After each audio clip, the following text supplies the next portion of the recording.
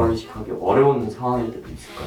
가장 대표적인 거는 지루성 두피염이 있을 때, 그래서 이제 피지선이 많이 발달되어 있는 경우는 비절개에서 약간 결과가 떨어지는 걸로 알려져 있고, 절개식 같은 경우는 아예 큰 차이가 없는 걸로 알려져 있어서 피지선이 발달되어 있는 분들은 절개식이 오히려 조금 더 유리할 수 있습니다. 네, 안녕하세요. 글로엘 최성민 원장입니다. 제가 모발 이식에 대해서 네, 한번 생각해 본 게 있는데 네네. 모발 이식하기 전에 네. 환자의 두피 상태를 먼저 고려하게 되는 건가요? 아무래도 이제 후두부의 모발을 채취해서 심게 되는데, 그 채취하는 부위, 공효부라고 그러고, 이제 심는 부위 두 군데가 이제 두피 상태가 어떤지 관찰을 하고 테스트를 한 후에 좋은 상태일 때 모발 이식을 진행하고 있습니다. 그러면 그 두피 상태가 모발 이식하기 어려운 상황일 때도 있을까요?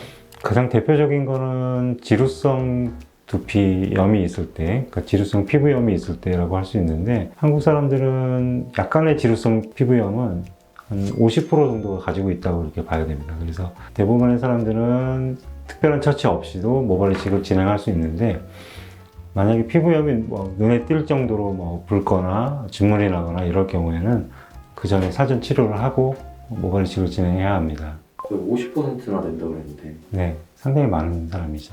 그 원인이 뭘까요?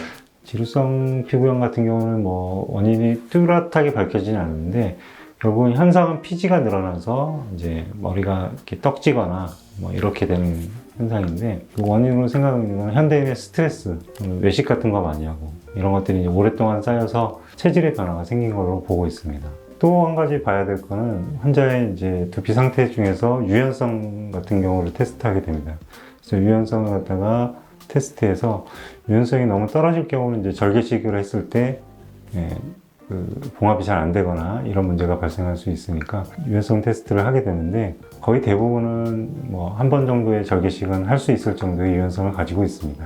비절개 같은 경우는 그 모낭에 피지선이 굉장히 발달되어 있는 경우에 생착률이 좀 떨어진다, 이런 것들이 연구 결과 알려져 있습니다. 그래서 지루성이 심하고 피지가 많이 발달되어 있는 경우는 아주 소량을 갖다 테스트로 한번 해보고 나서 진행하는 경우도 있습니다. 그런 경우는 좀 특수하긴 한 것 같은데 그래도 모발 이식을 해야 되는 사람들도 있잖아요. 그래서 이제 피지선이 많이 발달되어 있는 경우는 비절개에서 약간 결과가 떨어지는 걸로 알려져 있고, 절개식 같은 경우는 아예 큰 차이가 없는 걸로 알려져 있어서 피지선이 발달되어 있는 분들은 절개식이 오히려 조금 더 유리할 수 있습니다. 그럼 모발 이식이 어려운 두피들 이런 거를 개선하려면 어떤 치료들을 하고 계시나요? 지루성 피부염이 심한 경우에는 이제 그 지루성 피부염 치료를 해야 되는데, 심한 경우에는 이제 먹는 약, 피지 분비량을 줄여주는 피지 조절제, 여드름 치료에 많이 쓰이죠. 그런 약을 복용하기도 하고, 두피 상태를 개선하기 위해서 두피 관리나 스케일링 같은 그런 치료들을 사전에 이제 시행해서 두피 상태를 개선한 다음에 모발 이식을 하게 됩니다. 일상 중에 그런 지루성 두피염 이런 거를 관리할 수 있는 그런 방법 같은 거 없을까요? 지루성에 쓰이는 샴푸를 사용하시는 분들도 많은데, 그보다 더 중요한 거는 스트레스를 좀 줄이고 규칙적인 식생활, 해조류 같은 김이나 파래나 이런 해조류, 미역 같은 이런 해조류를 좀 많이 섭취하는 게 도움이 되고요. 한식이 좋은 음식이니까 한식 많이 드시도록 그렇게 하시면 좋을 것 같습니다. 미녹시딜 같은 것도 근데 모발 이식 전에 두피 컨디션 관리할 때 또 영향이 있을까요? 미녹시딜은 오히려 약간 자극성이 있을 수 있기 때문에 그 두피 상태를 개선하기 위해서 사용하지는 않고요. 니조랄 샴푸 같은 경우 케토코나졸이 들어있는 샴푸인데, 지루성을 개선해서 그 다음에 탈모도 좀 호전되는, 미녹시딜만큼 호전된다는 연구 결과들이 있으니까 니조랄 샴푸 같은 경우 사용해 볼 만하다고 생각합니다. 근데 이런 두피 상태가 개선되지 않은 상태로 만약 모발 이식을 하게 된다. 아무래도 생착률이, 그러니까 공효부나 또는 심는 부위가 두피 상태가 좋지 않다면 생착률이 어느 정도 떨어진다고 봐야 될 것 같습니다. 그거 외에도 이제 모낭염 같은 게 잘 생기고 피부염이 잘 생기는 그런 일도 생길 수가 있죠. 모발 이식이 이제 효과가 떨어지는 약간 특수한 탈모 약간 그런 게 있다고 그러더라고요. 네네. 그래서 그런 경우는 이제 공효부에 모발 상태가 굉장히 가늘다든가 아니면은 확산성 탈모 같이 그 탈모 상태에 휴지기에 많이 들어가 있는 그런 모발이 많은 경우에 이제 심어도 머리가 많이 빠지는 것 같고 생착률이 좀 떨어질 수 있는, 효과가 좀 떨어져 보이는, 그럴 수가 있습니다.